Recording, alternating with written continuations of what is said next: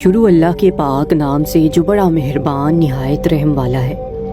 دوستو، خانہ کعبہ میں آنے والے آندھی اور طوفانی بارشوں میں 100 سال سے چھپا اژدہا باہر کیوں نکل آیا، اور اس نے ایسے آندھی طوفانوں کی کیا وجہ بتائی، اور پھر اس نے ایسا کیا کیا، یہ سن کر آپ کے رونگٹے کھڑے ہو جائیں گے۔ دوستو، بروز منگل کو آنے والے طوفان نے جہاں خانہ کعبہ میں ہر سو تباہی مچا دی، وہاں ایک ایسا واقعہ بھی رونما ہوا کہ جس سے بہت سے لوگ ناواقف ہیں۔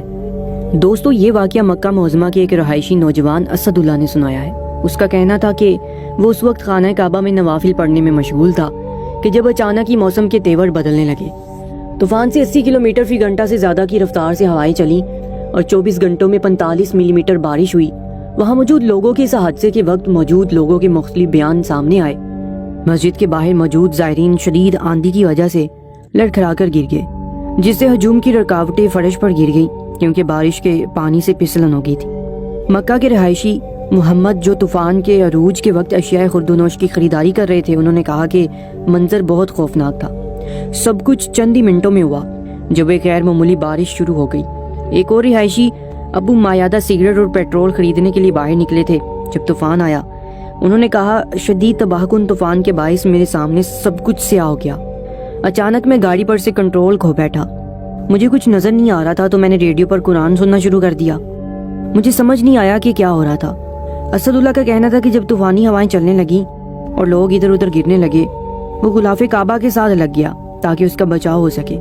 اس نے دیکھا کہ اس کے چند قدم کے فاصلے پر ایک بزرگ تھے جو سفید لباس پہنے ہوئے غلاف کعبہ کے پاس کھڑے تھے۔ ان کا پرنور چہرہ دیکھ کر اسد اللہ کو یہ خیال آیا کہ یہ شخص دکھنے میں بہت عمر رسیدہ لگ رہا ہے، اور جس قدر آندھی طوفان شدت اختیار کر رہا ہے، جوان طاقتور بھی اپنے قدموں پر کھڑے نہیں ہو پا رہے، کہیں یہ بزرگ شدت کی آندھی میں نقصان ہی نہ اٹھا بیٹھے۔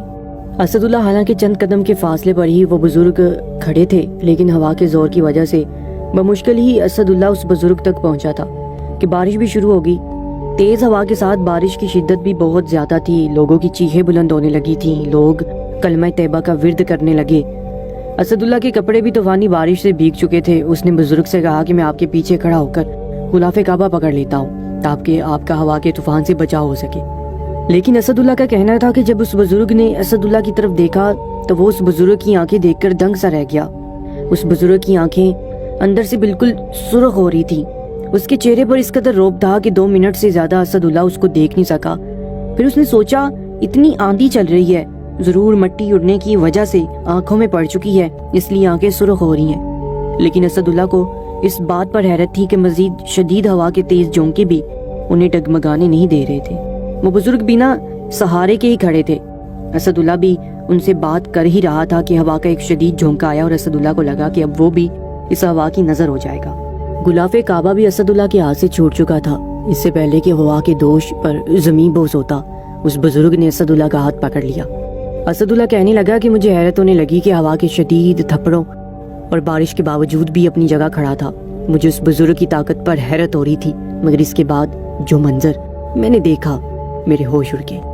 اس بزرگ نے مجھے اپنی جانب کھینچا اور مجھے اپنی آغوش میں بڑھ کے غلاف کعبہ چھوڑ دیا۔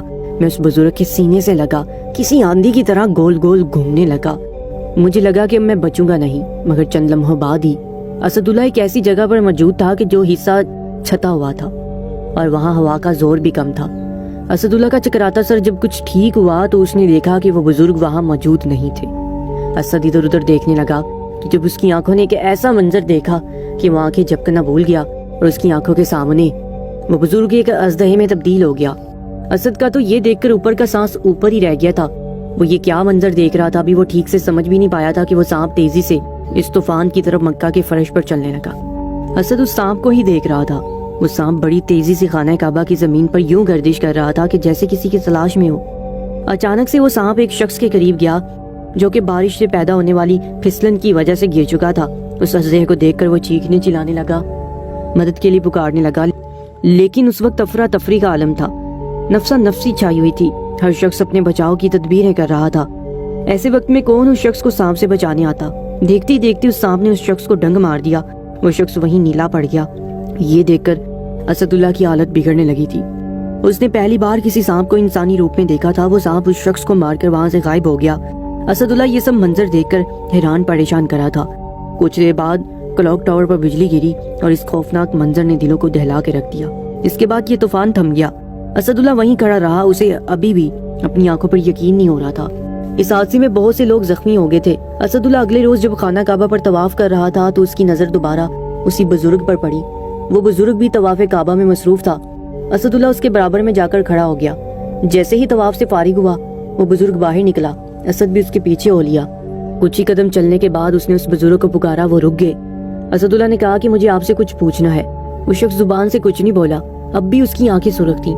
اسد نے کہا کہ جو کچھ میں نے کل دیکھا مجھے یقین نہیں آ رہا، کیا سچ میں سانپ انسانی روپ بھی اختیار کر سکتے ہیں؟ اور مجھے یہ بھی سمجھ نہیں آیا کہ کل آپ نے میری جان بچائی لیکن اس شخص کو مار ڈالا، آخر آپ نے ایسا کیوں کیا؟ وہ کہنے لگے کہ میں 100 سال سے مکہ مکرمہ کے ایک ویرانے میں رہتا تھا اور وہاں کی زمین پر ایک گڑھے میں ہم سانپوں کا بسیرا ہے۔ ہم وہاں اللہ کی عبادت بھی کرتے ہیں اور کئی سالوں سے وہیں رہتے ہیں۔ ایک بار ہماری زمین اتنی گرم ہوگی کہ اس کی تپش سے اس گڑھے میں رہنا محال ہو گیا۔ پھر معلوم ہوا کہ اس ویرانے کی زمین پر کسی شخص نے ایک مظلوم لڑکی کے ساتھ زنا کیا ہے اور وہ لڑکی بے تحاشا رو رہی ہے۔ یہ سن کر میں پریشان ہو کر رہ گیا تھا، کیونکہ جب زمین پر زنا ہوتا ہے تو وہ اندر سے جلنا شروع ہو جاتی ہے اور اس کی تپش سے زمین کے اندر رہنے والے ہم جیسے موذی جانور تکلیف میں آتے ہیں۔ ایسا ایک بار نہیں ہوا تھا، اس شخص نے تو معمول بنا لیا تھا۔ یہ شخص ایک ٹیکسی ڈرائیور تھا، جب اس کی ٹیکسی میں کوئی خاتون تنہا سفر کرتی تو یہ اسے اس ویرانے میں لا کر اس کے ساتھ بدکاری کرتا، جس کی وجہ سے زمین اندر تک جلتی ہوئی محسوس ہوتی۔ ایک بار جب میں باہر نکلا تو یہ شخص ایک لڑکی کے ساتھ بدکاری کر کے اسے وہیں پھینک کر چلا گیا۔ وہ لڑکی رو رہی تھی، دعائیاں دے رہی تھی، کہہ رہی تھی کہ اللہ، اس نے میرے ساتھ ظلم کیا ہے، تجھے تیری عزت اور کبریائی کا واسطہ اسے بھی ایسے ہی تکلیفیں دے جیسے اس نے مجھے دی ہے۔ اس نے میری زندگی کو برباد کر کے رکھ دیا، تو اس سے اس کی زندگی چھین لے۔ بزرگ کہنے لگا کہ مجھے اس لڑکی کے رونے پہ بڑا ترس آیا۔ اسی وقت میں نے خود سے وعدہ کر لیا تھا کہ جب بھی یہ شخص مجھے نظر آیا ایسے مار ڈالوں گا، کیونکہ جب زمین پر زنا عام ہو جائے تو اس کی وجہ سے زمین اندر تک جلنے لگتی ہے اور پھر آتش فشاں اور زلزلے، آندیاں، طوفان آتے ہیں۔ یہ کوئی معمولی اور چھوٹا سا گناہ نہیں ہے۔ مکہ جیسے مقدس شہر میں بھی یہ گناہ دن بہ دن بڑھ رہا ہے۔ یہاں پر آنے والے زائرین کے ساتھ اکثر لوگ ایسا کر جاتے ہیں۔ یہ شخص جب مجھے نظر آیا تو مجھ سے رہا نہیں گیا، کیونکہ ایسے لوگوں کے گناہ کی وجہ سے جب کوئی عذاب زمین پر اترتا ہے تو ان لوگوں کو بھی اپنی لپیٹ میں لے لیتا ہے جو بے قصور ہیں۔ یہ کہہ کر وہ بزرگ کہنے لگے کہ سانپ 100 سال بعد انسانی شکل اختیار کر لیتا ہے، لیکن ایسا بہت کم ہی ہوتا ہے۔ یہ کہہ کر وہ بزرگ وہاں سے چلے گئے اور میں حیرت سے انہیں دیکھتا رہ گیا۔ سعودیہ میں آنے والے اس طوفان کی جو وجہ انہوں نے بتائی مجھے حیرت میں ڈال گئی تھی۔ زنا بہت بڑا گناہ ہے۔ قرآن و حدیث میں زنا کی سخت مذمت بیان کی گئی ہے اور زنا کرنے والوں کے بارے میں سخت وعیدیں سنائی گئی ہیں۔ حدیث مبارکہ میں ہے کہ 7 آسمان اور 7 زمینیں شادی شدہ زناکار پر لعنت کرتی ہیں، اور جہنم میں ایسے لوگوں کی شرمگاہوں سے ایسی سخت بدبو پھیلے گی جس سے اہل جہنم بھی پریشان ہوں گے، اور آگ کے عذاب کے ساتھ ان کی رسوائی جہنم میں ہوتی رہے گی۔ ایک دوسری حدیث میں ہے، حضرت ابو ہریرہ رضی اللہ تعالیٰ عنہ روایت فرماتے ہیں کہ رسول اللہ صلی اللہ علیہ وآلہ وسلم نے فرمایا، زنا کرنے والا زنا کرنے کے وقت مومن نہیں رہتا، چوری کرنے والا چوری کرنے کے وقت مومن نہیں رہتا، اور شراب پینے والا شراب پینے کے وقت مومن نہیں رہتا۔ اللہ ہمیں ایسے گناہ سے محفوظ رکھے